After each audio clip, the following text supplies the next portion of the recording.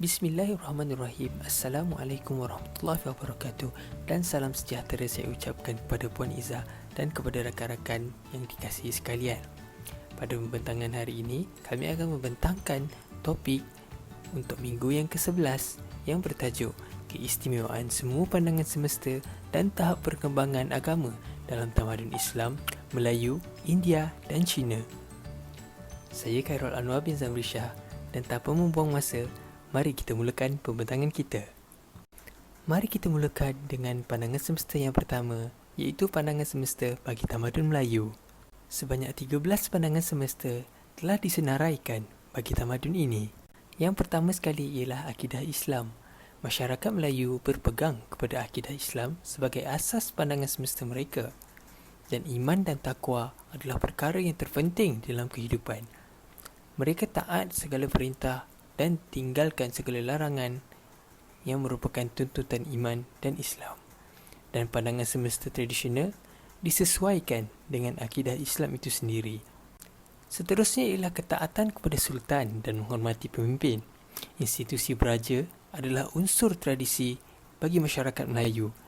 Ketaatan dan kesetiaan kepada raja telah menjadi sebahagian daripada budaya Melayu itu sendiri.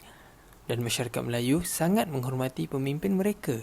Dan ia merupakan nilai asas di dalam tamadun Melayu. Yang ketiga ialah berpegang teguh kepada adat resam.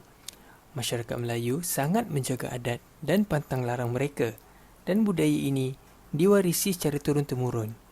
Sebagai contoh ialah seperti menyambut kelahiran, perkahwinan, kematian dan sebagainya. Yang keempat ialah memuliakan orang tua. Masyarakat Melayu sangat memberi keutamaan kepada mereka yang berusia. Hal ini demikian kerana mereka yang berumur mempunyai lebih banyak pengalaman berbanding yang muda. Dan pengalaman adalah perkara yang sangat penting dalam masyarakat Melayu. Yang kelima ialah utamakan keluarga dan hubungan silaturahim. Masyarakat Melayu sangat mementingkan ahli keluarga mereka.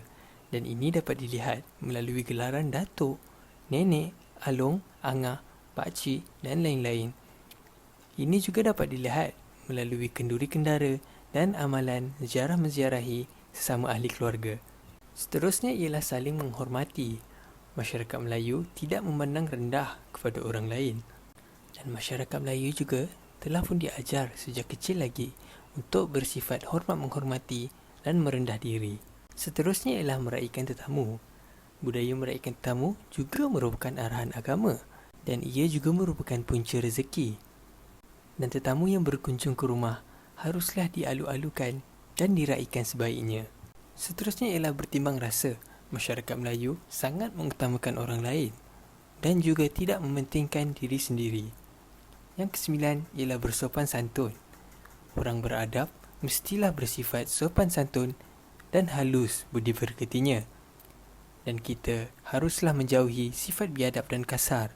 Yang ke-10 ialah bermesyuarat.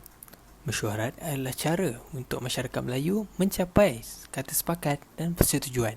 Melalui mesyuarat juga, semua pihak akan diberikan kebenaran untuk bersuara dan ia selari dengan pepatah Melayu yang berbunyi bulat air kerana pembentung dan bulat kata kerana muafakat. Yang terakhir merupakan bergotong royong. Gotong royong merupakan simbol kepada nilai kebudayaan Melayu dan bergotong royong menunjukkan betapa pentingnya hidup berkumpulan. Sebagai contoh, budaya bergotong royong sering digunakan semasa majlis kenduri, menanam dan menuai padi, membersihkan masjid dan juga tanah perkuburan. Seterusnya kita beralih kepada pandangan semesta bagi tamadun yang kedua, iaitu pandangan semesta bagi tamadun Islam. Bagi pandangan semesta tamadun Islam, terdapat 3 konsep yang akan diperbincangkan, iaitu konsep keimanan, konsep kekuasaan dan konsep kemanusiaan. Bagi konsep yang pertama ialah konsep keimanan, bererti Allah Subhanahu Wa Taala adalah pencipta manusia dan manusia ialah hamba-Nya. Konsep keimanan juga memberi maksud beriman kepada Tuhan yang Esa, iaitu Allah, menjadi asas pembinaan tamadun Islam. Dan ia juga terkandung dalam satu konsepsi tauhid. Konsep tauhid berdiri tegak mengikut lunas-lunas Al-Quran yang memenuhi setiap ruang, kaedah dan kehidupan orang Islam. Dan aspek kepercayaan dalam tamadun Islam tidak sama dengan aspek kepercayaan yang terdapat pada agama lain. Konsep kepercayaan ketundukan dan kepatuhan kepada Allah Subhanahu Wa Taala adalah dalam lingkungan menurut segala perintah dan meninggalkan segala larangannya. Seterusnya ialah konsep kekuasaan. Al-Quran menjelaskan Allah adalah pencipta, penguasa dan pemilik mutlak alam ini termasuk manusia, dan manusia hanyalah sebagai khalifah di muka bumi ini, dan manusia mesti patuh mengikut ketetapan hukum-hukum Allah dan prinsip-prinsip syariatnya, dan pelanggaran hukum akan membawa manusia kepada kebinasaan dan azab. Yang ketiga ialah konsep kemanusiaan. Konsep kemanusiaan memberi maksud manusia mukallaf yang diberi tanggungjawab kewajipan yang diamanahkan. Dan konsep kemanusiaan juga memberi maksud manusia merupakan makhluk yang berkedudukan lebih tinggi berbanding makhluk yang lain. Dan manusia dicipta daripada unsur kejadian Nabi Adam AS. Manusia juga dibina atas dasar takwa, iaitu bermaksud melaksanakan segala perintah Allah dan menjauhi segala larangannya. Konsep kemanusiaan terbahagi pula kepada 3, iaitu konsep manusia, konsep masyarakat dan konsep tamadun Islam. Konsep manusia berlegar dalam 3 persoalan pokok, iaitu dari mana kita datang, kenapa kita didatangkan dan dicipta, dan ke mana kita akan pergi. Konsep masyarakat merangkumi hak-hak kepada masyarakat seperti hak untuk hidup, hak untuk bebas, maruah dan hak peribadi, hak berfikir, beragama dan mengeluarkan pendapat, hak sama rata, keadilan dan juga kehakiman. Konsep tamadun Islam pula menegaskan bahawa Islam dibina atas dasar ad-din dan Islam juga ditegakkan atas dasar akidah, syariah dan akhlak. Tamadun Islam merangkumi pencapaian rohani, akhlak dan juga material, manakala tamadun barat hanyalah mengutamakan pencapaian material dan keduniaan semata-mata. Beralih pula kepada pandangan semesta bagi tamadun yang seterusnya, iaitu pandangan semesta bagi tamadun India. Sebanyak 2 pandangan semesta akan diperbincangkan bagi tamadun ini, iaitu sifat penerimaan dan sifat toleransi. Manakala lagi 2 ialah relevansinya kepada Malaysia dan juga nilai-nilai penting dalam tamadun India. Pandangan semesta yang pertama ialah sifat penerimaan. Sikap menerima kepelbagaian, perbezaan dan kontradiksi dalam tradisi sosial budaya merupakan sumbangan utama tamadun India kepada tamadun dunia. Sifat ini ialah asas pandangan semesta India yang asal. Ia menekankan hakikat bahawa terdapat cara berfikir, cara hidup dan cara membuat sesuatu yang berbeza dan alternatif walaupun ia bertentangan antara satu sama lain. Sifat ini membenarkan kepelbagaian dan menerima hakikat bahawa kontradiksi bukan sahaja boleh wujud bersama, tetapi harus wujud bersama kerana dalam dunia benar, semua benda dan perkara tidak diaturkan dalam satu sistem yang teratur, seimbang dan berpadu. Jadi, tradisi ini tidak menuntut bahawa bagi 2 perkara untuk wujud bersama dan mereka tidak boleh mempunyai unsur-unsur bertentangan. Misalnya dalam aspek agama, terdapat pelbagai kepercayaan, amalan dan falsafah yang dianggap sebagai unsur realiti agama. Seterusnya ialah sifat toleransi. Menurut pandangan semesta ini, semua benda mempunyai unsur-unsur semula jadi yang unik dan berbeza. Ia menekankan bahawa terdapat perbezaan mutlak antara benda-benda yang boleh wujud secara berasingan atau mengadakan hubungan dengan benda-benda yang lain. Ada kemungkinan benda-benda ini boleh wujud bersama sekiranya tiada konflik atau pertentangan antara mereka. Jadi, perpaduan dilihat dalam bentuk sistem yang seimbang, tetap dan tekun, iaitu benda-benda yang menjadi sebahagian susunan atau sebahagian dari perpaduan tidak boleh menunjukkan konflik dan kontradiksi antara mereka.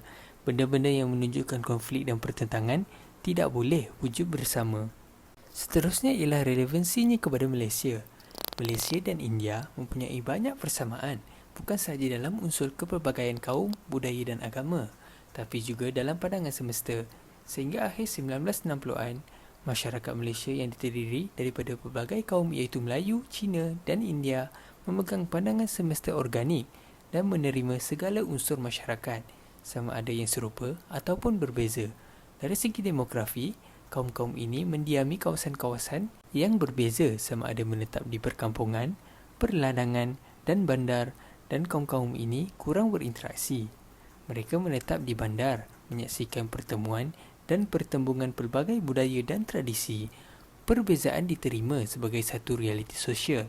Kebolehan pandangan ini untuk menerima elemen-elemen berbeza dan berkonflik dalam satu sistem memberi satu wawasan luas dan kuasa untuk berasimilasi dan bertoleransi.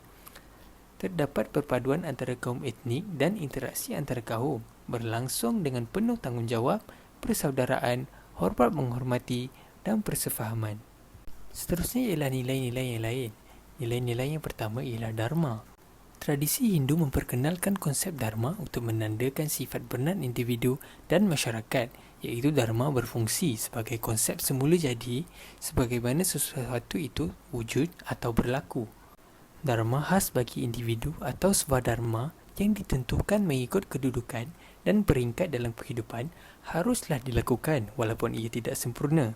Misalnya, seseorang Brahmin yang berada dalam peringkat Brahmacharya diwajibkan menumpukan perhatian kepada pelajaran, dan seorang kshatriya di dalam peringkat kedua atau Gratsya dikehendaki menceburkan diri dalam pemerintahan ataupun bidang ketenteraan. Sadaban Dharma menekankan sifat-sifat am seperti kebenaran, kesabaran, memaafkan, kawalan minda, tidak mencuri, kebersihan, tidak melakukan kekejaman, kawalan deria, pengetahuan, ikhlas dan tidak marah yang perlu ada bagi semua manusia. Seterusnya ialah kepercayaan kepada Tuhan. Dalam karya-karya Upanishad, konsep ketuhanan telah dipelopori secara mendalam dan dikenali sebagai Brahman. Brahman mempunyai dua aspek, iaitu Saguna dan Nirguna. Dalam aspek Saguna, Brahman adalah ketua bagi semua, mengetahui segala-galanya, dan pemerintahan bagi pemikiran dalaman. Dialah yang menyebabkan semua daripada segala-galanya berhasil, dan kepadanya sahaja segala-galanya bersatu. Brahman adalah pemerintah alam semesta. Dialah yang mencipta, memelihara dan akhirnya memusnahkannya. Dialah juga yang mengarahkan takdir bagi semua makhluk dan yang tinggal di dalamnya. Dia menganugerahkan kebahagiaan berdasarkan pahala dan memimpin mereka ke arah kesejahteraan dan kebebasan. Sebaliknya, menghukum mereka yang mengkhianati. Dia digelar sebagai Isvara dan badannya adalah jumlah campuran badan di alam semesta. Nilai yang seterusnya ialah karma. Prinsip karma merujuk kepada jumlah perbuatan, ucapan, pemikiran dan tindakan seseorang dalam kehidupan ini akan menentukan kedudukannya dalam kelahiran semula. Perbuatan yang baik membantu seseorang individu mengumpulkan punya karma, dan perbuatan sebaliknya menyebabkan individu mengumpul pava karma. Kepercayaan bahawa seseorang yang mempunyai banyak pava karma akan lahir semula dalam keadaan di mana beliau terpaksa menghadapi penderitaan, meyakinkannya supaya tidak membuat sesuatu yang tidak baik. Jadi ini menggalakkan setiap manusia berbuat baik kepada semua makhluk di dunia ini supaya menentukan bahawa dalam kelahiran semula kehidupannya adalah selesa dan bahagia. Membantu orang lain, menderma kepada golongan miskin, mengeluarkan kata-kata yang tidak melukakan hati orang lain, memikirkan tentang perkara-perkara yang baik dan sentiasa berbakti kepada Tuhan ialah unsur-unsur cara hidup yang disyorkan bagi seseorang yang menuju ke punya karma. Yang keempat ialah ahimsa. Ahimsa bermaksud tidak melakukan kekejaman, merupakan satu lagi prinsip asas yang ditekankan oleh ajaran Upanishad, Buddhisma dan Jainisma. Ditegaskan oleh pemikiran falsafah India bahawa orang yang mencari kebenaran mesti mempunyai kuasa mutlak untuk mengawal emosi-emosi dan keinginan beransur-ansur melepaskan diri dari ikatan kepada badan. Tindakan melakukan kekejaman bukan sahaja melibatkan manusia, tapi juga makhluk-makhluk yang lain. Oleh yang demikian, amalan tidak memakan daging menjadi satu unsur penting dalam budaya India sejak dari zaman purba lagi. Seterusnya ialah Satya. Satya memberi maksud pengetahuan benar yang merangkumi kebaikan, keadilan, tindakan yang benar, ucapan dan pemikiran yang benar dan juga realiti mutlak atau Tuhan. Yang terakhir ialah perpaduan. Negara India mengandungi masyarakat daripada pelbagai kaum dan agama dan adalah penting kepada kerajaan untuk menggalakkan hubungan erat dan keharmonian masyarakat. Sejarah India menggambarkan pemerintah-pemerintah mengeratkan hubungan antara Hindu dan Muslim dan pemerintah-pemerintah yang melakukan sebaliknya. Sekian sahaja daripada saya. Terima kasih. Assalamualaikum warahmatullahi wabarakatuh. Apa khabar semua? Saya harap semua sentiasa dalam keadaan yang sihat walafiat. Nama saya Ahmad Wafi bin Muhammad Harul Kamal dengan kad matrik nombor 1812171 akan meneruskan pembentangan sahabat saya Khairul Anwar sebentar tadi dengan tajuk Pandangan Semesta dalam Tamadun Cina dan Tahap Perkembangan Agama dalam Tamadun Cina dan India. Tanpa membuang masa lagi, mari saya jelaskan secara singkat tentang pandangan semesta dalam tamadun Cina terlebih dahulu. Secara amnya, pandangan semesta dalam tamadun Cina mempunyai 5 konsep asas iaitu konsep Tian, Dao Tao, konsep Taiji, Yin Yang dan Wuxing, kesepaduan Tian dengan insan dan yang terakhir adalah prinsip Zongyong. Kelima-lima konsep ini adalah di antara unsur-unsur yang membentuk kepercayaan masyarakat tamadun Cina sehingga ke saat ini. Baik, untuk konsep yang pertama adalah konsep Tian yang bermaksud Dewa Langit. Panggilan Dewa Langit ini diberi kerana ia merujuk kepada makhluk yang unggul yang mempunyai kuasa akan perjalanan hidup manusia dan juga sebagai penentu nasib masyarakat tamadun Cina ketika di syurga kelak. Seperti mana yang tertulis di slide yang tertera, antara tanggungjawab utama Dewa Langit ini adalah menjaga keamanan rakyat serta melindungi rakyat dari pelaku dan raja yang berlaku zalim. Dan menurut Konfusius, iaitu pengasas agama Konfusianisme, dia menganggap bahawasanya Tian adalah Tuhan yang terunggul yang menentukan nasib kehidupan seseorang. Konsep yang kedua pula adalah Dao Tao yang berarti the way. Kenapa konsep Dao Tao dianggap prinsip agung seperti Tian? Ini terjadi kerana ia diibaratkan seperti ibu yang melahirkan serta memupuk makhluk sejagat. Ianya bersifat azali yang bermaksud semua makhluk yang berasal darinya kelak akan kembali kepadanya jua. Konsep Dao Tao juga bersifat semula jadi ataupun nature ataupun di dalam bahasa Arab iaitu dipanggil tabi'i yang bermaksud asli kerana sebab-sebab yang tertentu. Selanjutnya, konsep yang ketiga adalah konsep Taiji, Yin Yang dan Wuxing. Menurut kitab Yijing, The Books of Change, Taiji merujuk kepada muktamad ataupun dalam bahasa Inggeris adalah ultimate reality yang juga bermaksud kepada tiada sebarang batasan bagi Taiji. Setelah waktu lama yang berlalu, terjadi beberapa perubahan kepada Taiji, maka lahirlah dua kuasa dui kutub iaitu Yin Yang. Fasa pertukaran antara Yin dan Yang menghasilkan air, api, tanah, kayu dan logam iaitu Wuxing yang menjadi asas kepada kewujudan material.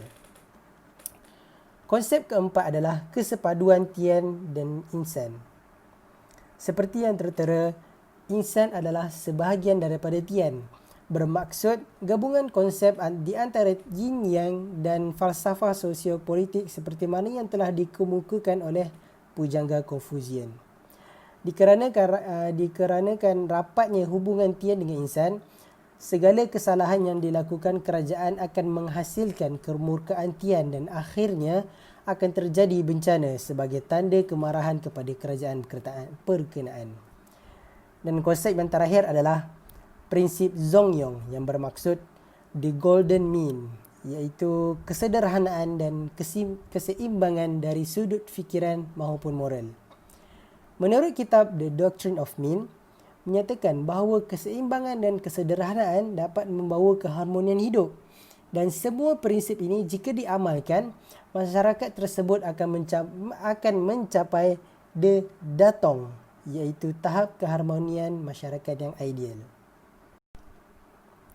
Tajuk seterusnya yang akan saya jelaskan adalah tahap perkembangan agama dalam tamadun India dan China. Okey, yang pertama, tamadun India. Di dalam tamadun India terdapat 4 tahap perkembangan yang utama iaitu Hindu, Buddha, Sikh dan Islam. Akan saya jelaskan semua tahap ini dengan terperinci. Yang pertama adalah agama Hindu. Dinyatakan bahawa agama Hindu adalah salah satu cara hidup yang diistilahkan sebagai Sanatana Dharma yang membawa maksud kepada agama yang kekal abadi. Akan tetapi pengasas dan tarikh tidak diketahui dan masih belum jelas hingga saat ini. Agama Hindu mempunyai 6 mazhab yang bergantung kepada dewi-dewi yang disembah. Dan selanjutnya, Agama Hindu mempunyai 5 prinsip utama seperti mana agama Islam. Tetapi agama Islam memanggilnya rukun, bukanlah prinsip. Mereka adalah kewujudan Tuhan yang tunggal, manusia itu suci, perpaduan melalui cinta, harmoni agama dan pengetahuan tentang sungai, kitab dan mantra suci. Agama yang kedua pula adalah agama Buddha yang pengasasnya adalah Siddhartha Gautama Buddha pada tahun 563 hingga 483 sebelum Masihi. Dia percaya bahawa dia telah menerima kesedaran setelah bertapa di bawah pokok Bodhi. Maka dari sejak kejadian itu, agama ini dikenali sebagai Buddha yang bermaksud yang mendapat kesedaran. Agama Buddha sangat mengutamakan Dhamma ataupun Dharma yang mana ia menerangkan 4 kebenaran mulia dan 8 jalan yang mulia. Seperti di slide yang tertera, agama Buddha mempunyai 2 mazhab iaitu Hinaya dan Mahayana. Selanjutnya, agama yang ketiga adalah Sikh yang diasaskan oleh Guru Nanak pada tahun 1469 hingga tahun 1539. Seterusnya dilanjutkan 9 orang guru Sikh dan kitab suci mereka adalah Guru Granth Sahib yang menjadi panduan hidup mereka selama-lamanya. Dan pejuang agama yang terakhir bagi agama ini adalah Gobat Singh pada tahun 1675 hingga ke tahun 1708. Antara kepercayaan agama Buddha adalah Tuhan Wahai Guru yang bermaksud Tuhan yang menakjubkan. Dan sifat-sifat bagi Tuhan Wahai Guru ini adalah sifat yang abadi, mempunyai kuasa yang agung dan sifat kesempurnaan yang tiada bandingannya. Pengamal agama Buddha mengamalkan kod moral, keharmonian berserta semangat kemanusiaan. Tahap agama yang terakhir adalah dalam tamadun India adalah agama Islam. Sebenarnya hubungan tamadun India dan tamadun Islam sudah lama terbina melalui aktiviti perdagangan. Pada tahun 1200 sebelum Masihi, masyarakat Arab mula mengenali masyarakat India dengan nama Sikh ataupun Hind kerana rempah ratus kain dan pedang. Selanjutnya, pada abad 7 Masihi, telah muncul penempatan orang Arab di India dan pada tahun 1186 hingga tahun 1526, India telah dikuasai oleh kerajaan Delhi. Sementara itu, tahap perkembangan tamadun Cina pula terbahagi kepada 5 tahap iaitu Konfusianisme, Budisme Cina, Maoisme, Legalisme ataupun aliran FA dan yang terakhir adalah Islam. Tahap agama yang pertama dalam tamadun Cina adalah agama Konfusianisme yang telah ditemukan oleh Confucius pada tahun 551 hingga ke tahun 479 sebelum Masihi.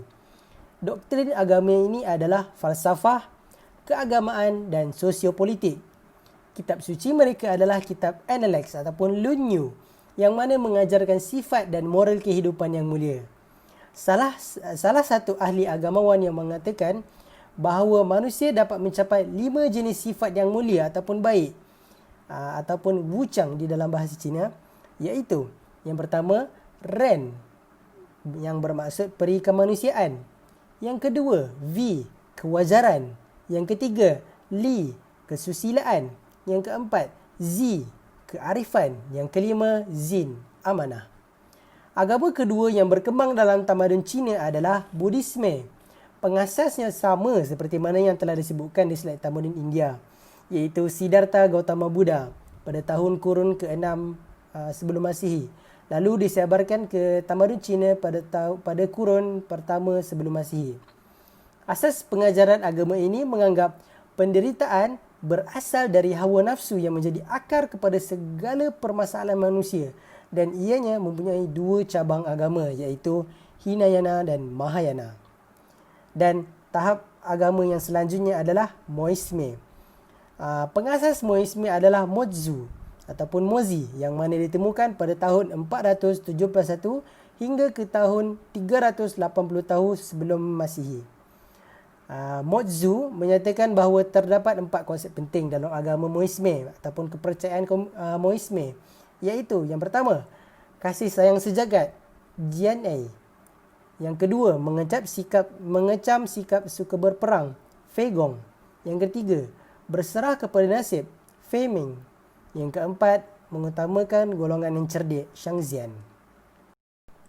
Selanjutnya, agama yang keempat adalah legalisme ataupun aliran FA. Pengasasnya adalah Han Feizi ketika di bawah pemerintahan dinasti Qin, dan Quanzhou adalah salah satu karya ajarannya. Antara cabang utama dalam sistem pemerintahan kepercayaan legalisme adalah yang pertama, kuasa ataupun Shi. Yang kedua, cara, Shu. Yang ketiga, perundangan, Fa. Secara amnya, aliran legalisme ini ataupun aliran FA, ianya mengutamakan pemikiran sosiopolitik dan kekuasaan pihak pemerintahan terhadap rakyatnya. Untuk agama yang terakhir sekali adalah Islam. Pada tahun 7 Masihi, Islam dibawa masuk ke China melalui jalan darat dan laut. Seterusnya, pedagang Islam, Arab dan Parsi mendarat di selatan China dan mendirikan Masjid Guangzhou dan Guangzhou. Setelah beberapa lama kemudian, masyarakat Islam pertama di China mulai muncul. Ini terjadi kerana pedagang Islam menggunakan jalan sutera untuk membentuk masyarakat Islam Cina di Xi'an. Dan pada tahun 1271 hingga ke tahun 1368 Masihi, zaman dinasti Yuan adalah zaman kegemilangan Islam di China. Assalamualaikum warahmatullahi wabarakatuh. Saya akan teruskan bentangan kawan saya tadi dengan tajuk tahap perkembangan dalam tamadun Islam. Baik, untuk bahagian saya, madam, saya akan bentangkan tentang tahap perkembangan tamadun Islam dan juga tamadun Melayu, kerana dua tamadun ini mempunyai kaitan yang sangat rapat. Tanpa membuang masa, saya akan teruskan dengan slide pertama. Okey, saya akan pecahkan kepada 3 peringkat untuk setiap perkembangan tamadun bagi nampakkan perjalanan untuk saya menerangkan ini lagi jelas. Peringkat awal, peringkat pertengahan dan juga peringkat akhir. Baik, pada peringkat awal, kelahiran tamadun Islam. Tamadun Islam ini lahir di tanah padang pasir yang gersang, tidak seperti tamadun yang lain. Dan tamadun ini bergerak dari kota Mekah ke kota Madinah. Seperti mana kita tahu, Rasulullah SAW mengembangkan Islam dan juga berdakwah bermula di kota Mekah selama 13 tahun dan bergerak ke kota Madinah selama 10 tahun. Dan tempoh pembinaan bagi kedua-dua kota ini adalah 23 tahun. Okay. Saya akan menerangkan dengan lebih terperinci lagi. 2 zaman dalam pembentukan tamadun Islam di zaman Rasulullah. Pertama di kota Madinah. Di kota Madinah, selama 13 tahun dalam tempoh pembinaan, Rasulullah SAW menekankan aspek akidah, iaitu mentauhidkan Allah dan meninggalkan agama penyembahan berhala. Tapi pada waktu itu, pihak Quraisy tidak dapat menerima dakwah Rasulullah dengan hati yang terbuka.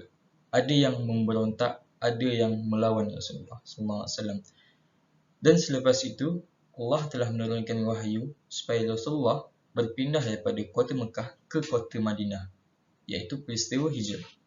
Dan tempoh di kota Madinah selama 10 tahun.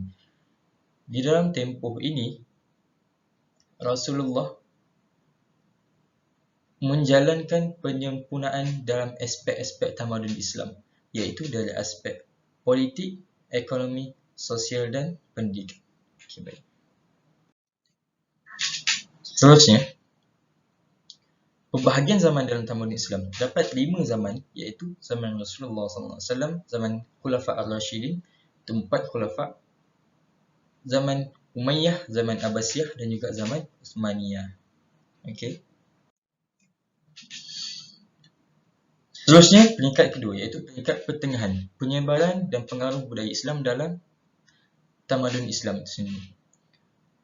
Pada masa Rasulullah SAW wafat, iaitu pada tahun 632 Hijrah, tamadun Islam berjaya melebar ke semenanjung tanah Arab sahaja.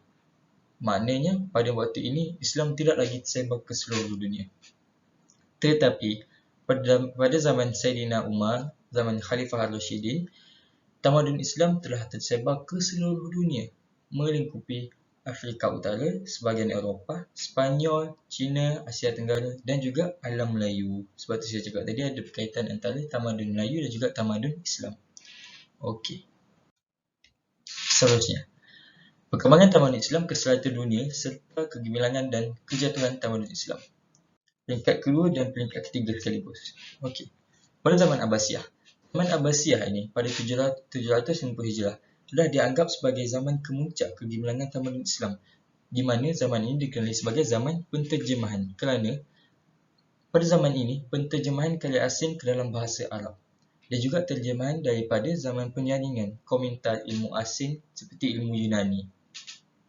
Dan juga pada zaman ini terdapat banyak bidang yang orang Islam sangat mahir, iaitu bidang perubatan, ekonomi, astronomi, matematik, kimia, falsafah dan banyak lagi. Dan antara contohnya adalah Hunain bin Ishaq dalam bidang perubatan, Abu Nas Al-Farabi, kita kenal Al-Farabi dalam bidang falsafah dan juga sains, dan juga Yahya bin Ali.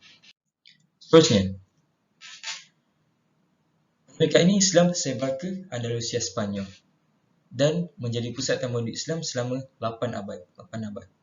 Faktor kenapa Islam dapat sebar sehingga ke Sepanyol adalah kerana kejatuhan Baghdad di tangan Hulagu, putera Mongol, Genghis Khan dan juga ramai ilmuwan Islam yang hebat. Tidak lupa juga sikap penelitian Islam yang mencintai ilmu pengetahuan. Seperti pada zaman tadi, umat Islam amat mencintai ilmu pengetahuan. Contohnya Abdul Rahman Al-Awsat yang bina universiti dan juga menajar beasiswa para pelajar. Andalusia sebagai pintu masuk tamadun Islam ke Eropah. Pada waktu itu, Andalusia dikenali sebagai pintu masuk tamadun Islam ke Eropah dan juga pembangkit Renaissance di Eropah kurun ke-15 Masihi. Ramai pelajar bahasa Eropah yang datang di universiti di Andalusia masih berada dalam zaman kegelapan, Dark Age, dan mereka membawa pulang ilmu ke tempat mereka belajar untuk aktiviti penterjemahan. Seterusnya, Kerajaan Uthmaniyah Turki diasaskan secara rasmi pada tahun 1300 Masihi dan seperti mana kita tahu, kemuncaknya adalah Sultan Ahmad Al-Fatih berjaya menakluki kota Konstantinopel pada umur yang amat muda dan juga berjaya melebarkan empayar dan pengaruh tamadun Islam sehingga ke Eropah Timur. Tapi malangnya pada akhir abad ke-18, peringkat ketiga iaitu peringkat akhir, peringkat kejatuhan dan juga kemerosotan tamadun Islam. Kerajaan mula lemah, wilayah di Afrika Selatan, Afrika Utara dan Eropah Timur terlepas ke tangan kuasa Eropah. Usia kerajaan ini 630 tahun berakhir dengan penggulingan Sultan Abdul Hamid II oleh The Young Turks pemimpin Mustafa Kemal Atatürk yang kemudian menjadi Presiden Turki moden pertama pada sekitar 1920-an. Masyarakat Islam yang dijajah gagal menahan diri daripada ideologi sekular barat. Ialah kerana pemimpin pun adalah pemimpin yang moden, kita tahu siapa Kemal Atatürk, menyebabkan masyarakat Islam gagal menahan diri daripada ideologi barat yang sekaligus membawa kemerosotan tamadun Melayu. Dengan kejatuhan Khulafah Uthmaniyah ini, maka berakhirlah kekhalifahan Islam di alam ini. Tanpa membuang masa, saya akan terus kepada tahap perkembangan dalam tamadun Melayu. Pada peringkat awal, saya pecahkan pada 3 teori kedatangan Islam ke tanah Melayu. Yang pertama, langsung daripada tanah Arab. Maknanya Islam itu datang terus daripada tanah Arab. Kemudian melalui China, jalan sutera, iaitu jalan perdagangan. Seperti mana kita tahu, seperti Arab juga, jalan laut, iaitu jalan perdagangan. Yang ketiga, melalui India. Kemudian, kerajaan awal yang wujud selepas kedatangan Islam ke tamadun Melayu adalah kerajaan Pasai, Melaka, Aceh, Petani dan Johor Riau Linggi. Saya akan terangkan slide ini. Baik. Kerajaan Islam yang pertama adalah Perlak dan Samudra Pasai. Tempoh daripada kurun 9 ke kurun 14. Ini adalah kerajaan Islam pertama dan menjadi pusat pendidikan dan tamadun Melayu pertama di Nusantara. Kemudian Kesultanan Melayu Melaka pada kurun ke-15 dan juga kurun awal 16. Kemuncak kegemilangannya, aktiviti penyalinan dan penterjemahan kitab di istana. Maknanya pada zaman Kesultanan ini berlakunya aktiviti penyalinan dan penterjemahan kitab di istana. Seterusnya, Kerajaan Melayu Islam Aceh pada tahun 1205. Menjadi lebih penting selepas kejatuhan Melaka dan melahirkan ulama tersohor. Hasil daripada kerajaan ini melahirkan ulama tersohor seperti Hamzah Farunsi, Nasruddin Ar-Ranili, Abdul Sauf Singkil dan juga Samsuddin Al-Sumatera'i. Seterusnya, kerajaan Islam beliau. Tempoh adalah abad ke-18 dan ke-19. Diasaskan oleh Tun Abdul Jamil, Bendahara Kerajaan Empuruk Johor pada tahun 1673 dan juga tokoh ilmuwan Raja Ali Haji. Seterusnya, Kerajaan Melayu Islam Patani. Di tempoh adalah pada abad ke-18 hingga abad ke-19 menjadi pusat pengajian dan peradaban Melayu. Lahirnya sistem pondok dan juga terdapat tokoh ilmuwan seperti Syekh Daud Al-Fatani. Kemudian yang akhir sekali Terengganu Kelantan dan Banjarmasin. Wujud pada abad ke-19 hingga abad ke-20, tradisi ilmu petani sistem pondok yang masyhur ulama terkenal Tok Kenali. Saya paksa laju sebab kami ada peruntukan masa masing-masing untuk pembintangan ni. Okey, jadinya saya akan teruskan kepada selepas kedatangan Islam pada peringkat akhir, iaitu hasil kedatangan Islam ke Tanah Melayu. Lahirnya tamadun Melayu yang berjiwa baharu Islam sebagai penggerak. Maknanya seluruh umat rakyat Melayu pada waktu ini sudah beragama Islam dan Islam itu menjadi panduan kepada rakyat untuk hidup. Dan juga lahir kesultanan dan kerajaan baru. Peranan raja dan golongan bangsawan, istana sebagai pusat penyebaran Islam, tamadun Melayu Islam adalah era kegemilangan tamadun Melayu secara keseluruhannya. Ciri baru tamadun berasaskan ilmu dan intelektual dan juga lingua franca, bahasa ilmu. Seterusnya, perkembangan tamadun Melayu kini. Maknanya, perkembangan tamadun itu pada masa kita sekarang. Tamadun Melayu sudah berkembang dengan pesat pada masa kini, betul? Maknanya, tiada lagi teori Islam baru nak berkembang apa semua. Kerana tamadun pada waktu ini sudah berkembang dengan pesat.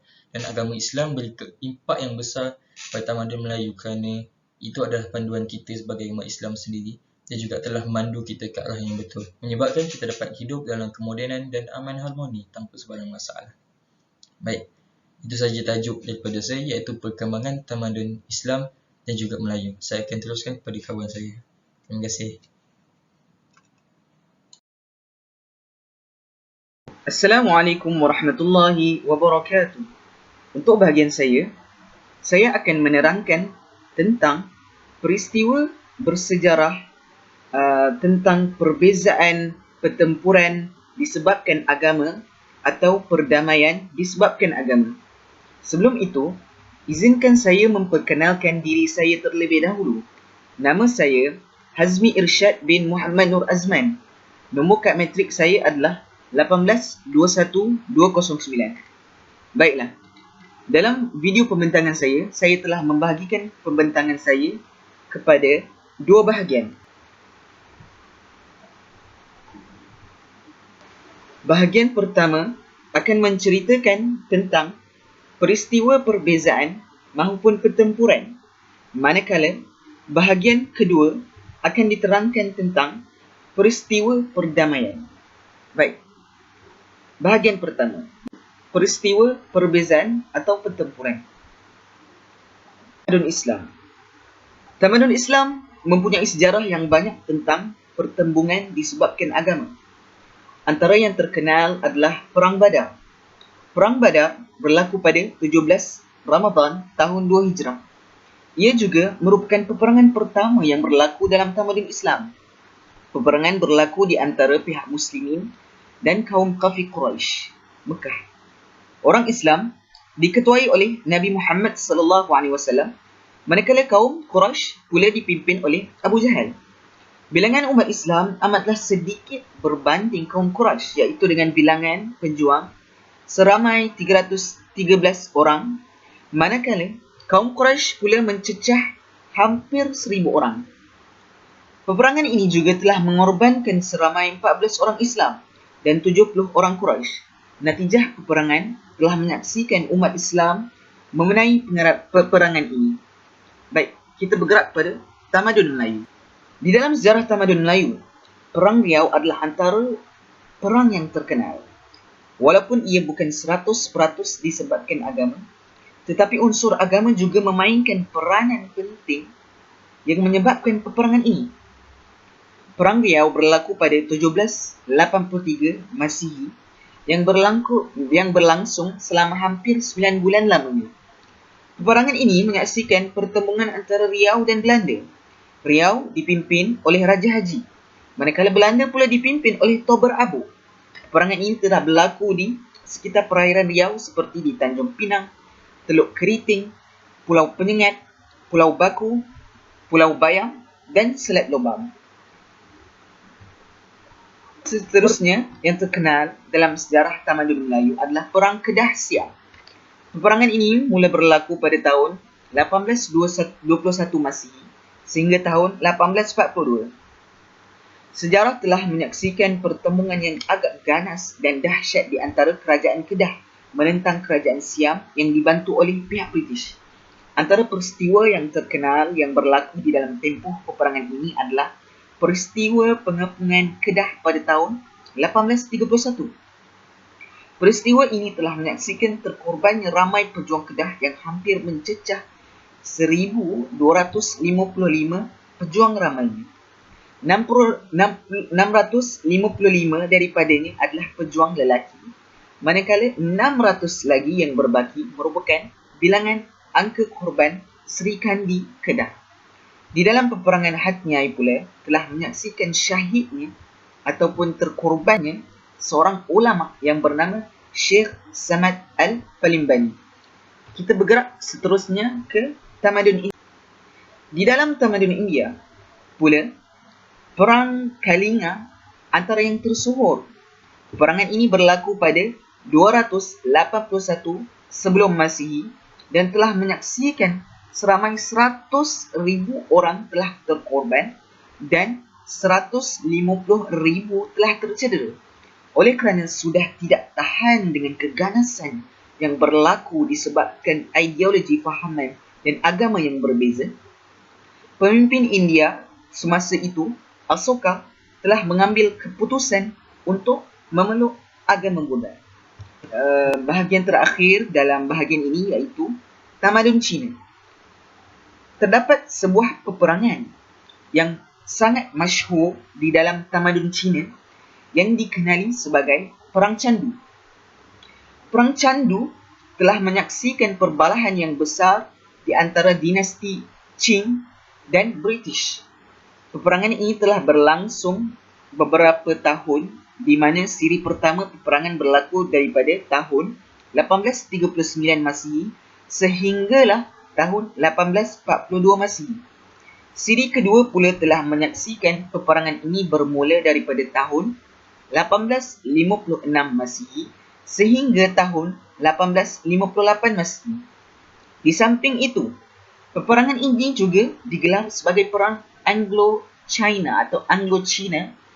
Punca utama berlakunya peperangan ini adalah kerana Maharaja Dao Zhuang telah mengharamkan penjualan candu dari pihak British. Dikatakan juga perang ini ditimbulkan atas dasar British ataupun orang British telah mengapi-apikan dan memperlekeh fahaman dan anutan agama masyarakat dinasti Qing. Baik, kita beralih kepada peristiwa perdamaian yang disebabkan oleh agama.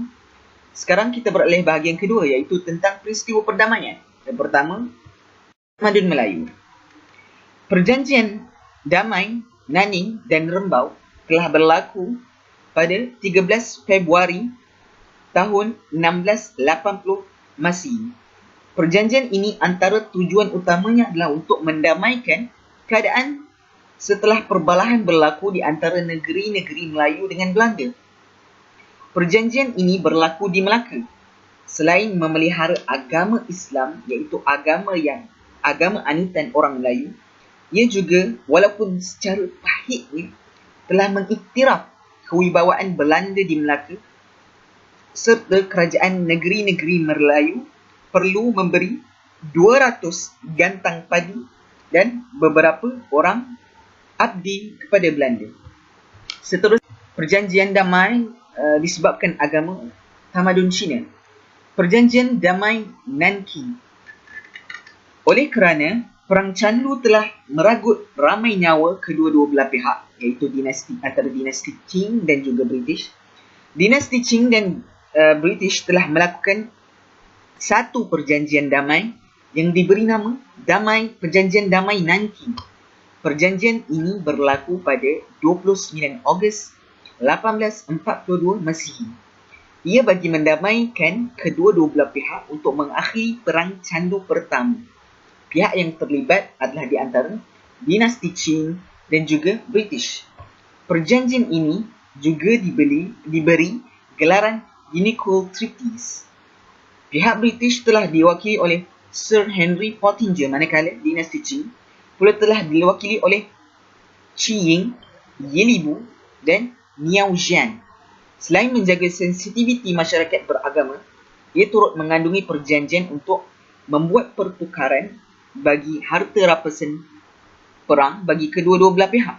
Tetapi, tujuan utama perjanjian ini adalah British ingin mengubah gerak kerja sistem Canton yang selama ini telah menghalang mereka menjual candu mereka kepada masyarakat tamadun Cina sewaktu itu.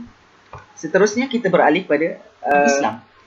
Perjanjian Hudaibiyah merupakan satu perjanjian yang memberi 1001 hikmah kepada kaum muslimin sewaktu itu. Perjanjian ini telah berlaku pada bulan Zulkaidah tahun 6 Hijrah bersamaan bulan Mac 628 Masihi. Ia berlaku di antara Quraisy Mekah dan orang Islam. Antara isi perjanjian tersebut adalah gencatan senjata selama 10 tahun. Itu yang pertama. Yang kedua adalah orang Islam dapat memasuki Mekah tahun berikutnya, walaupun mereka asalnya mahu menunaikan haji pada tahun tersebut. Yang ketiga adalah kerjasama dalam perkara yang membawa kebaikan. Dan yang keempat adalah pihak Quraisy dapat simpan tawanan perang Muslim. Dan yang kelima, pihak Islam perlu lepaskan tawanan perang Quraisy. Dan yang terakhir sekali adalah tamadun India. Perjanjian damai Srirangapattam merupakan satu perjanjian yang pertama dalam toleransi menganut agama dalam masyarakat India sewaktu itu. Perjanjian ini berlaku pada 18 Mac tahun 792 Masihi. Di samping itu, perjanjian ini turut dipanggil sebagai Perjanjian Srirangapattinam ataupun Srirangapatna.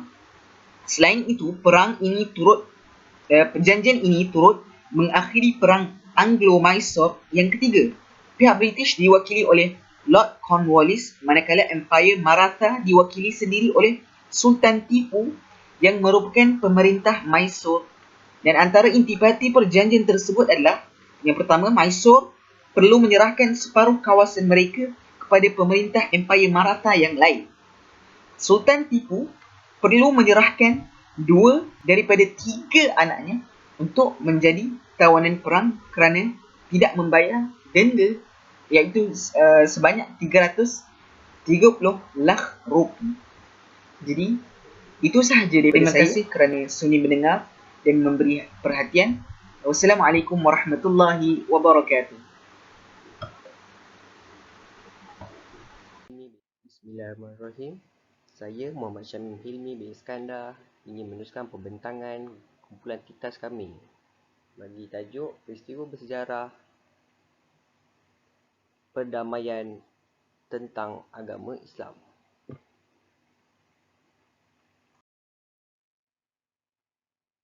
Baiklah, antara peristiwa pertama bersejarah perdamaian tentang agama Islam ialah Piagam Madinah. Seperti yang kita tahu, Piagam Madinah merupakan satu perlembagaan yang ditulis dan dipersetujui bersama semua golongan Islam dan Yahudi yang menjadi warga negara Madinah Al-Munawwarah di bawah pimpinan Rasulullah SAW. Melalui piagam ini, kita secara tak langsung kita dapat tahu bahawa golongan Islam dan Yahudi telah berdamai melalui piagam Madinah ini. Baiklah, saya akan menerangkan sedikit sebanyak tentang kandungan piagam Madinah. Piagam Madinah mengandungi 10 bahagian. Daripada 10 bahagian tersebut mengandungi 47 fasal. 23 pasal mengenai peraturan sesama Islam dan 24 pasal berkaitan Yahudi. Antara kandungan piagam Madinah ialah yang pertama, mengakui Nabi Muhammad SAW sebagai ketua negara Madinah. Seterusnya, mengakui Ansar dan Muhajirin sebagai umat yang bertanggungjawab terhadap agama, Rasul dan masyarakat Islam. Selanjutnya, setiap kaum bebas beragama dan mengamalkan cara hidup masing-masing. Orang Islam dan Yahudi bertanggungjawab terhadap keselamatan negara daripada serangan musuh. Mereka perlu memastikan keselamatan negara terjamin walaupun mereka berbeza agama.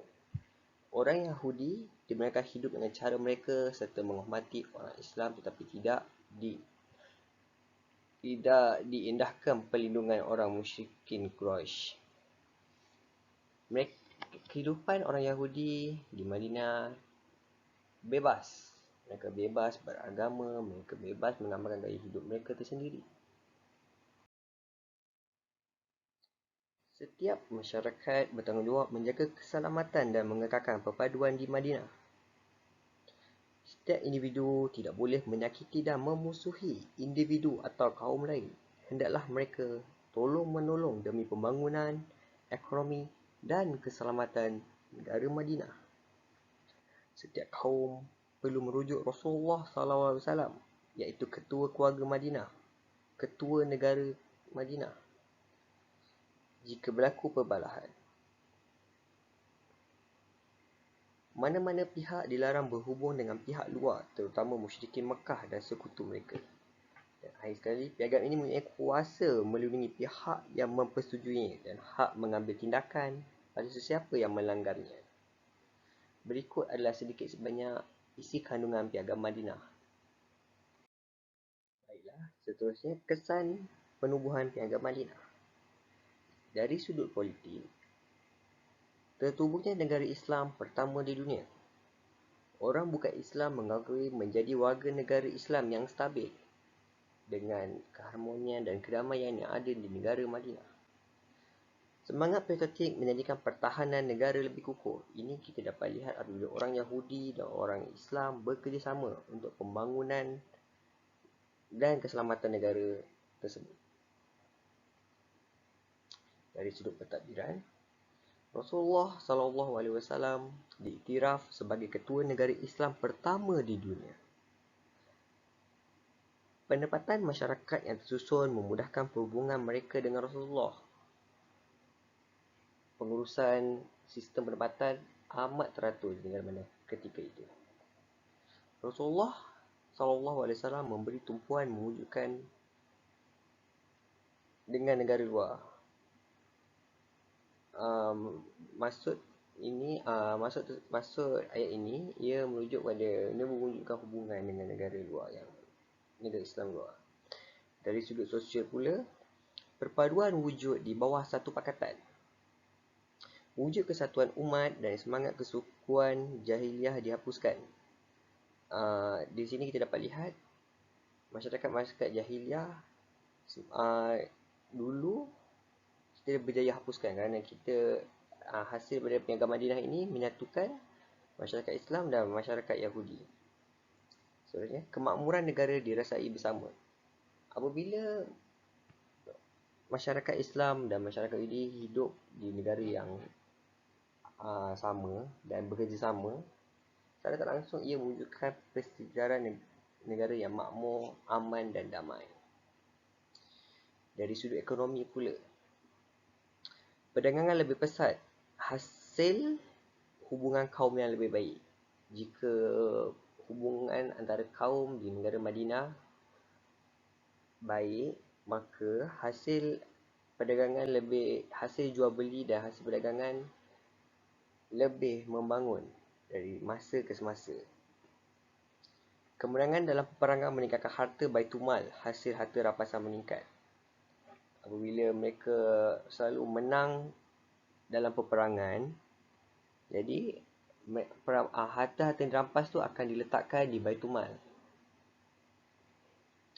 Seterusnya, bidang terakan, pertanian dan perusahaan meningkat. Pengurusan sistem yang sistematik di negara tersebut menjamin hasil ternakan pertanian dan perusahaan lain terus meningkat. Perdamaian yang seterusnya ialah Perjanjian Aqabah pertama. Sebelum saya meneruskan pembentangan, saya akan menerangkan sedikit banyak apa itu Aqabah. Aqabah ialah satu kawasan yang terletak antara Mina dan Mekah. Perjanjian Aqabah pertama melibatkan suku kaum Aus dan Khazraj dengan Nabi Muhammad SAW pada 621 Masihi. Antara isi-isi perjanjian Aqabah pertama ialah beriman kepada Allah dan Rasul, janji membantu Nabi Muhammad SAW dan tidak melakukan amalan jahiliah. Perjanjian Aqabah pertama, Nabi Muhammad SAW telah menghantar Mus'ab bin Umair ke Madinah untuk mengajar Al-Quran. Penerimaan masyarakat Yathrib. Dakwah Mus'ab diterima baik oleh penduduk Aus dan Khazraj. Masyarakat Aus dan Khazraj kebanyakannya telah menerima Islam hasil ajaran Mus'ab bin Umair. Wanita Madinah. Aqabah kedua. Pada tahun berikutnya, 622 Masihi, Mus'ab membawa 73 orang lelaki dan 2 orang wanita Madinah. Mereka mempertahankan berbai'ah akan memelihara dan mempertahankan Rasulullah SAW, berikrar tak setia ketika susah dan senang. Nabi Muhammad SAW dan orang Islam Mekah dijemput berhijrah ke Madinah. Selanjutnya ialah Perjanjian Hudaibiyah. Perjanjian Hudaibiyah adalah suatu peristiwa yang kerap disalah tafsir untuk disesuaikan dengan keadaan semasa atau diselewengkan untuk disesuaikan dengan kepentingan atau maksud tertentu. Terdapat pihak-pihak menggunakan peristiwa Perjanjian Hudaibiyah untuk melakukan kompromi terhadap Islam walaupun ia merugikan kepentingan Islam dan umat Islam, seperti melakukan pakatan dengan parti sekular termasuk melakukan kerjasama untuk memerintah atau menjadi pembangkang.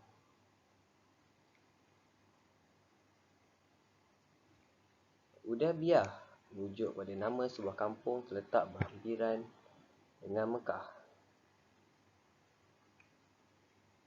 Ia merupakan perjanjian antara umat Islam dengan kafir Quraisy Mekah. Peristiwa ini berlaku pada bulan Zulkaidah tahun ke-6 Hijrah, iaitu selepas 6 tahun Nabi Muhammad SAW berhijrah ke Madinah.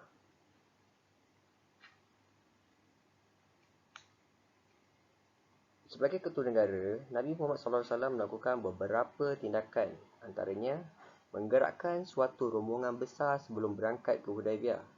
Ketika itu, baginda Nabi Muhammad SAW bukan sahaja mengerahkan kaum Ansar dan Muhajirin, tetapi juga kabilah-kabilah Arab Badui yang lain, sehingga jumlah mereka, sebagaimana catatan Ibnu At-Tafsir, mencapai 1,300 hingga 1,500 orang. Kedua, keputusan perang dan gencatan senjata atau hudnah yang diambil Nabi Muhammad SAW pada saat menandatangani Perjanjian Hudaibiyah. Ini adalah keputusan negara.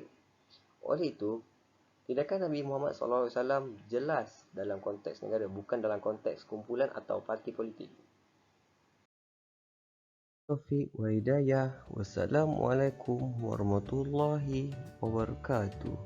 Sekian saja pembentangan dan perkembangan kami.